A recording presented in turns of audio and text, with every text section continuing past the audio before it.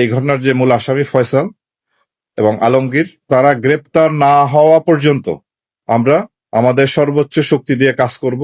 শহীদ ওসমান হাদি যতদিন না খুনি ধরা পড়তেছে ততদিন আমি প্রতিবাদ করব এবং ভিডিও ছাড়বো। তাতে যার যা ভালো মনে হয় তাই বলুক কমেন্টে, সমস্যা নাই, কিন্তু আমি ছাড়বই। আমার তারে খুবই পছন্দ হইতো তাকে। তো অতএব আমরা দেখি কি বলে এবার হাদি ভাই, ভিডিওটা একটু শোনেন। অনেকে বলে যে তোমাদেরকে ইজ্জত প্রেস্টিজ যেতে পারে কিনা যদি না যেত। এখন আমরা যদি হেরে যাই তাহলে আমরা কতটুকু ইজ্জত যাবে, এটা হলো প্রশ্ন। সর্বনিম্ন কি হতে পারে সেটা হলো 500 ভোটের নিচে যদি পাই, কারণ শুরু করেছিলাম 500 সেট আপ নিয়ে।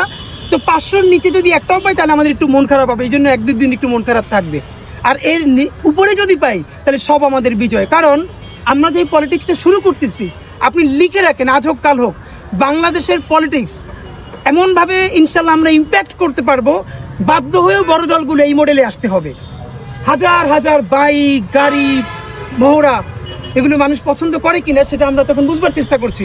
সুতরাং আমরা যদি নিজেরা নাও জিততে পারি, আমাদেরকে দেখে যদি বড় বড় পলিটিক্যাল পার্টিগুলো তাদের প্যাটার্ন বদলায়, তাহলে সেটাই তো আমাদের আনন্দ যে আমরা পলিটিক্স বদলাই দিতে পারছি। এবং আপনারা দেখেন গত 1 বছরে বাংলাদেশে অ্যাক্টিভিজমের অনেক প্যাটার্ন আমরা আমি যতই দেখি ততই মুগ্ধ, কথাগুলো শুনলে চোখের জল বেরোয় যায়। এই সেই আমাদের হাদি ভাই, আসলে হাদি ভাইয়ের কথাগুলো মনে প্রাণে গাইথা রয়েছে। জানি না হাদি ভাইয়ের খুনির বিচার হবে কবে, তবে আশা করি ইনশাল্লাহ আগামী 30 তারিখের ভিতরে বিচার চাই আমরা। তো সবাই কি মত কমেন্টে জানাই যাবেন।